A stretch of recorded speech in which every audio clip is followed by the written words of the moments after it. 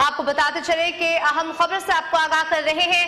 वाजिया का कहना है कि ट्रस्ट डीड पर मरियम नवाज और हुसैन नवाज के दस्तखत मौजूद हैं और बदकिस्मती से ये जाली ट्रस्ट डीड है। आपको बताएं कि एवनफील्ड रेफरेंस की समाअत कल के लिए मुलतवी कर दी गई है। इसी हवाले से मजीद तफसीलात जानते हैं, हमारे नुमाइंदे जमीर हुसैन हमारे साथ मौजूद हैं। जी जमीर, बताइएगा कि एवनफील्ड रेफरेंस की आज भी समाअत हुई है, क्या तफसीलात है आपके पास? बिल्कुल, आज एक सात अदालत में एवनफील्ड रेफरेंस की समाअत थी। साबिक वज़ीर आज़म मोहम्मद नवाज शरीफ